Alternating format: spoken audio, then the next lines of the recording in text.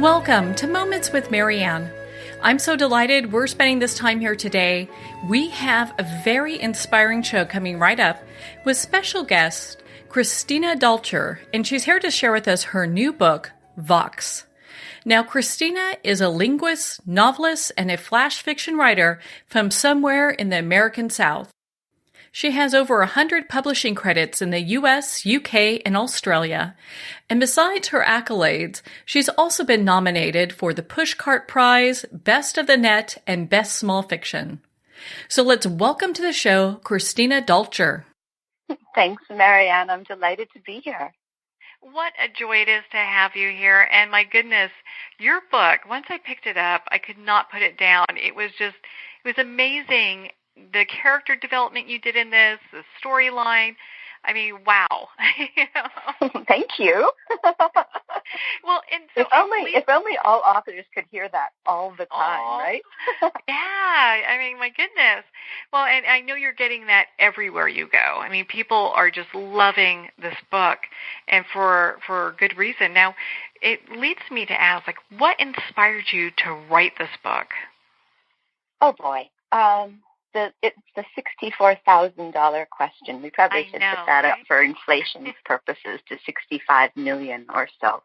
But so first of all, as a linguist, I've always been interested in bringing some aspects of linguistics, some aspects of language science into my writing. Sometimes I do that in a weird sort of experimental way by, bringing in sort of linguistic jargon and then using that to tell some kind of a story that's not about language at all. But before I started Vox, I actually wrote a very, very short piece, about 750 words, called Wernicke 27X, sort of a code for this bioagent whose mission was, if bioagents can have a mission, whose mission was to induce a sort of total language loss in everyone, in all humans around the world. And it was for a doomsday-themed flash contest, so it fit perfectly. There were no, politics or issues or anything else in that, just this very scary idea of what the world might look like without language. And obviously, I needed more than that. So when I found a call for submissions for short stories that was very, very specific in terms of the guidelines, the character had to be a female. That protagonist had to have a certain set of skills, and those skills needed to be central to the plot. And so I wanted to keep working with this idea of language loss, and that's how I came up with Dr. Jean McClellan, the former neurolinguist, who'd spent her life so engrossed in researching how to restore language to people who had lost it, that she kind of forgot to use her own voice in the process. And while she was forgetting, things changed quite radically. And the upshot and the irony, of course, was that she lost her voice. Very literally, as we know from Vox, because, of course, women in this novel and girls are limited to 100 words per day. Which is wow. We look at this, and I think that's how a lot of women may be feeling in this era, that maybe our voices aren't heard, and we're doing what we can to make them heard. When we look at your background, my goodness, a linguist, what started you even becoming interested in that? Oh, I've been interested in languages since I was about 5 or 6 years old. I was a very early reader, probably thanks to Sesame Street and the Electric Company, which were the big kids shows that I watched in the early 70s. And I also had a Spanish-speaking grandfather who was from Cuba. And I had a very good friend when I was young in grade school who spoke German. Her parents spoke German. So I was exposed. And of course there's a lot of Spanish on Sesame Street. So I was aware from a very early age that there were other languages, and which was kind of a big deal in the early 70s, because it wasn't as if we had teachers coming into first grade classrooms we didn't have as many, multicultural classrooms and things like that, at least where I was growing up. So, so when I started kind of borrowing books from the library. My dad had some French records. Remember those records, round things made of vinyl with grooves in them? And I guess I'd always had this kind of love of language and, how languages are similar, how they're different, how to pronounce sounds that we don't have in our own languages, which is probably what drove me into the wonderful world of phonetics and phonology when I was in graduate school. But I put that all aside because I think when I grew up, the idea was you needed to do something practical, and studying theoretical linguistics was sort of tantamount to studying philosophy, right? Or the classics. Not very practical. So I put it aside, but then I went back to it, and I'm so glad I did. I really am. Well, we are glad you did too. I mean, this is a very well-written book, and my goodness, it has you on the edge of your seat. In many parts of it. Where do you draw your literary inspiration from? Oh, if I'm going to say this, and people are going to groan after I do. I just know this because I say it all the time. Stephen King, 100%. I know I won't say that. That's not true.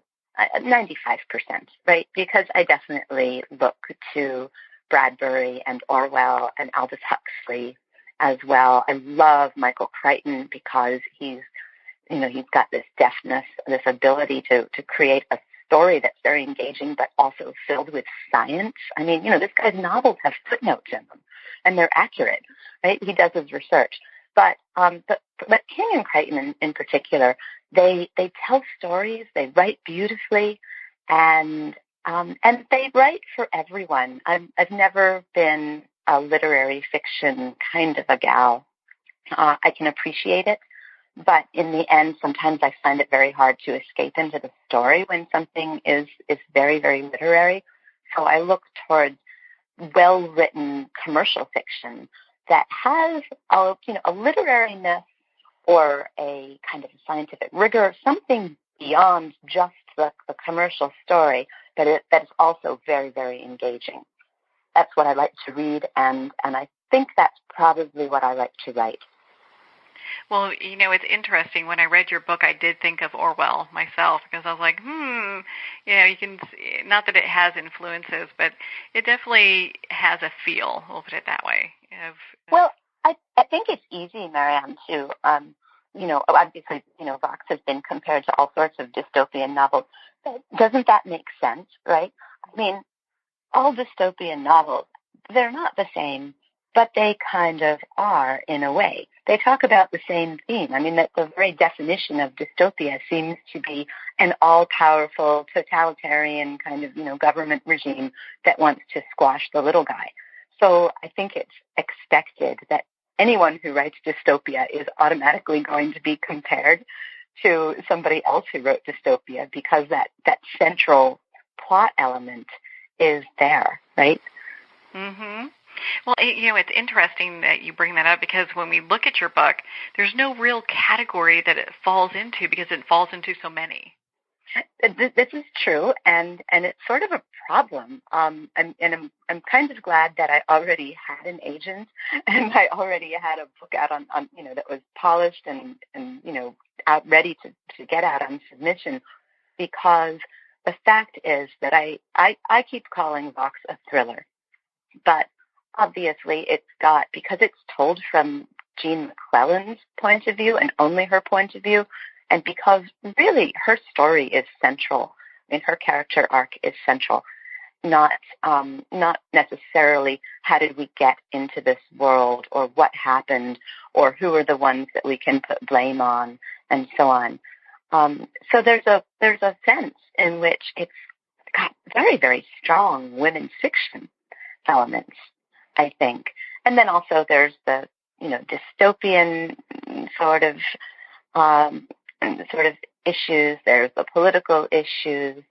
There's some romance in it. It is difficult to assign just one genre. But I do think that if you look at kind of the rules for creating or engineering a thriller, Vox definitely follows all those rules. It's got the same kind of beats as a thriller would. Yeah, it kind of, crosses all those T's and dots all those I's.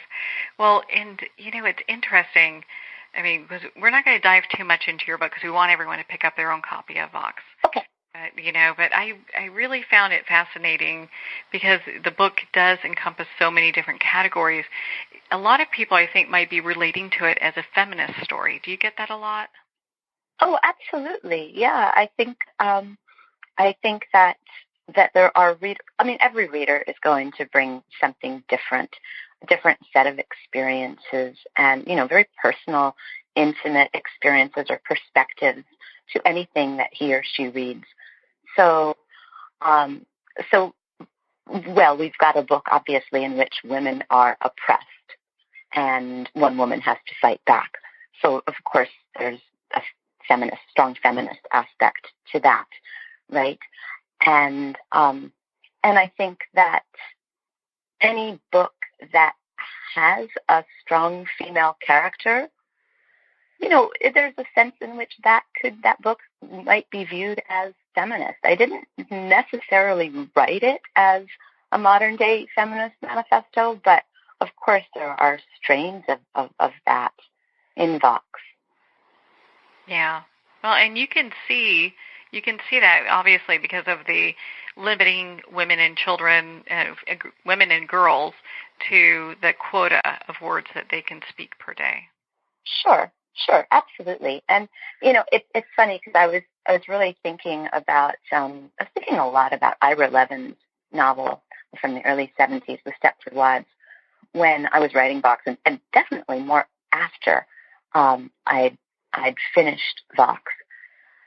And I was wondering whether people viewed Levin's book as a feminist story, or maybe as a different kind of feminist story. I really don't know because I was around when the book came out, but I don't think the word feminist had yet kind of reached into my vocabulary. I was just too young. So I don't know whether people assign a certain kind of a theme to a book because of what's going on, when that book is written, or because of what's actually in the book. It's quite tricky, and it's very interesting to see the kinds of responses that you get, because when we write something, and we're sort of in this bubble, right? We don't think about what the reactions are going to be necessarily. We just want to write a good book and hope people will read it. And then afterwards, when you start getting all of this feedback from hundreds and thousands of people who have bought or gotten an advanced copy and read this book of yours, or of mine in this case, it's really fascinating to see all the different things that people take away from it. And I've noticed this especially when I'm talking to some of the different publishing teams, because the book's going to be published in 17 countries as of now, I think. And people do, based on their cultural experiences, people do seem to take away different salient themes. Well, especially I can, kind of just imagine how this book will also be received in other countries, because it is based here in the U.S. So you look at kind of the eroding of women's rights, from the right to be able to get an education, to the words they speak, and having a job, all that. I mean, it paints a very interesting picture. Yeah, well, it's a return to a former time, a former culture of domesticity, which was a very real thing in the 1800s, and then we also, of course, saw a resurgence of that in the 1950s. So it's in recent memory, really. I mean, maybe not my memory, but certainly my parents' and my grandparents' memory, that we had this culture where gender roles were, very separated by, I don't know, I guess that just I don't know whether it was actually a government plot to do this. Of course, in Vox, it's a government scheme, or at least it's the scheme of a particular faction who has the ear of the government. Mm-hmm. That's making these things. And what do you think? What do you believe is the overall story or the overall message to women from your book? Well, I hope that it is one. It's a story about why we need to pay attention to what is going around in the world around us and participate in what's going on in the world around us, rather than being passive. I think that's probably the strongest message in Vox. And it even gets a little preachy sometimes that way, and I apologize for that. But hey, what can you do? I wrote the book, and I can't go back and edit it now. We would want you to. Good. I'm so glad. I think that's really the message. And it's not just a message for women, because the thing is, at its heart, Vox is about what can happen when a certain faction, any faction, gains control. Obviously, we go into more specifics in Vox, and we say what that faction is and what their motives are. But also, I think it's realistic to consider that it could have been a different faction with a different agenda. And we could have used somebody else as the antagonist. We could have suppressed the speech of maybe not women. We could have suppressed the speech of liberals, or we could have suppressed the speech of independents or conservatives or educators or something like that. Obviously, I didn't do that in Vox. I had to pick one, and it seemed to be kind of interesting to look at this, particularly once I started researching this historical culture of domesticity and asking myself that what if question. What if we reverted to that? What if somebody wanted to revert to that? But in a greater scope, looking at it much more generally, I hope that Vox kind of reminds people that it's very, very important to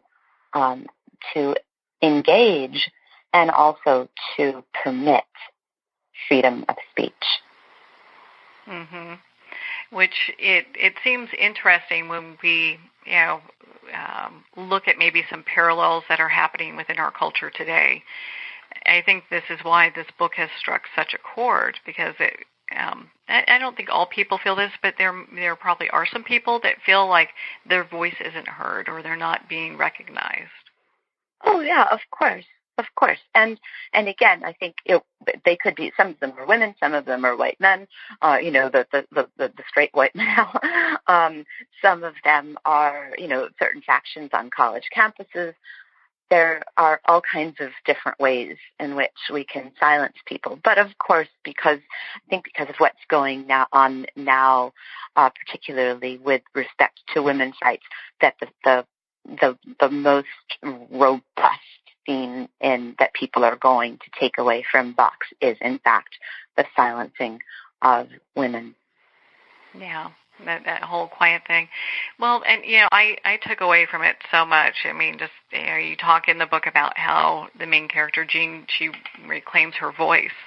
And I think for a lot of women, or just people in general, it brings them courage to find their own voice in their own lives. Yeah, which I think is a great thing. And, hey, if it motivates one person who hasn't voted or hasn't written a letter to her congressman or senator or anything like that, if it motivates one person, one individual to say, I'm going to do something today. I didn't like what I heard or what I saw, and I'm going to say something about it. And it doesn't really matter whether it's a small thing or a midterm election or a presidential election or anything like that. The important theme is we have, and it parallels actually this idea of a critical period for language acquisition, right? We have to acquire our first language. We have to, within a certain period, or we will not.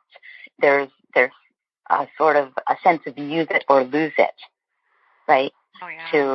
to the acquisition of language. And I think that there, in parallel to that, there's a sense of use it or lose it, of when it comes to talking about our rights or our democracy, our freedom of speech, and so on, our say in the process.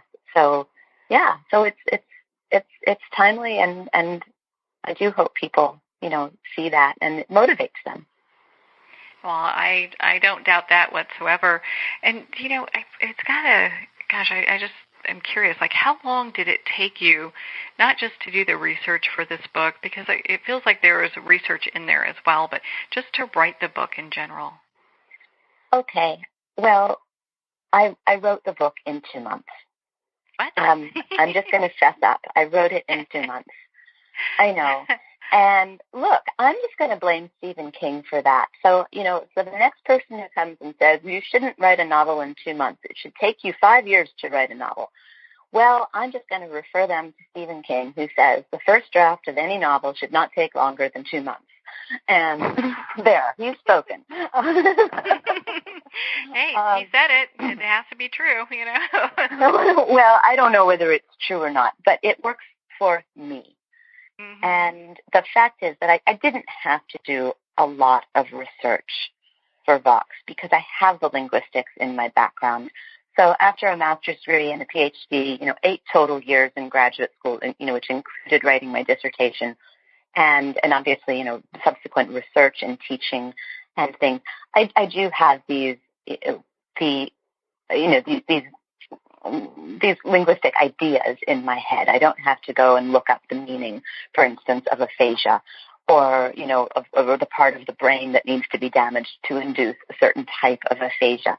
So there wasn't really that much scientific research that I needed to do. And again, it's not a science book. I didn't want to go in the direction that Crichton, for instance, has sometimes gone, which I love, but which in many ways would be more like academic writing than like fiction writing. And I'll tell you what, I don't want to be an academic writer anymore. I did that. I want to write stories. So as much as I would love to write a book that's filled with, Crichton-esque footnotes, backing up every tiny little detail, I really don't want to do that because I spent such a huge portion of my life, working that way. So it did come together quickly. I had a short story before I started the novel, which really proved to be the skeleton of Vox.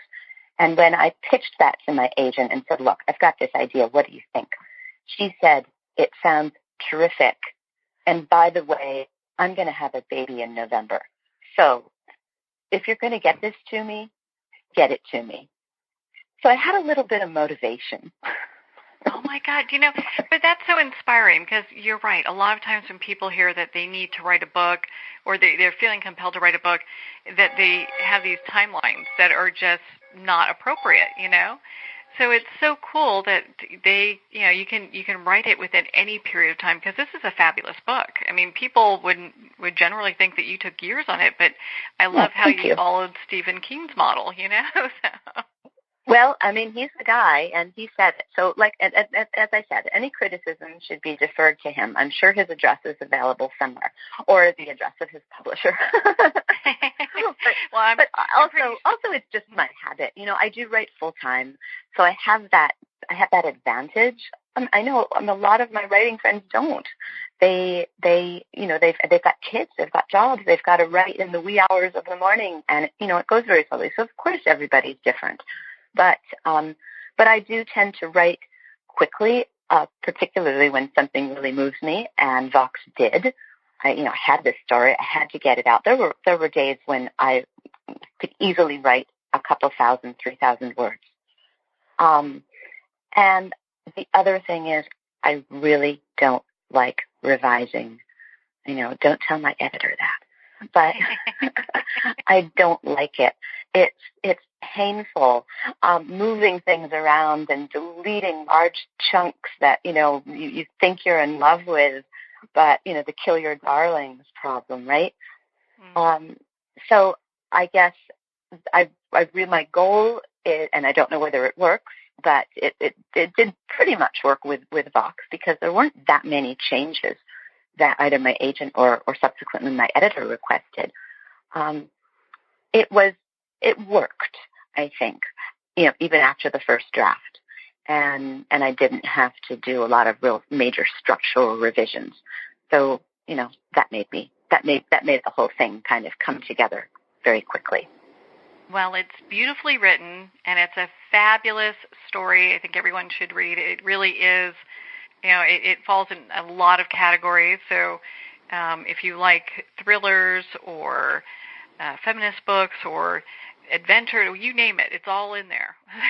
and romance, and don't forget linguistics. Yeah. Oh yeah, the most important part. Well, one of the most important parts, because there are many important parts in there. But gosh, Christine, so if people are looking, Christina, if people are looking to connect with you and be part of your community, where could they go? Well, I have a website. It's ChristinaDalcher.com. So that's just my name. And I'm also on Twitter and Facebook and Instagram. And the the handle or whatever for all of those three is exactly the same. It's at C like Charlie, V like Victor, Dalcher. So CV Dalcher. And I wish I were more active on social media than I am sometimes, but I find I love it, but I also can find that it's a little bit of a black hole. And if I'm writing something or if I'm working on a deadline, oh boy, I have to step away. But that doesn't mean that I don't really, really love the support. And I do try my best to thank people and to respond to people who say nice things, because without readers, we authors wouldn't need to exist.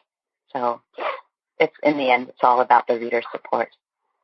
Yeah, and what a great book for the holidays too. So if you have that special someone that you're not quite sure what to get, this is the book to pick up for them. Vox.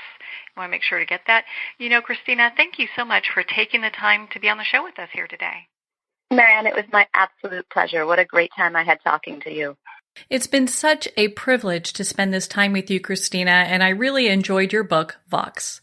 Again, for our listeners that would like to connect with Christina, you can at her website, ChristinaDalcher.com. We'll have the link below. And also, her book, Vox, is available at Amazon, Barnes & Noble, and of course, all indie bookstores. Well, we're at the end of our time today. I would like to thank everyone for tuning in. You're listening to Moments with Marianne. And remember, make every moment count.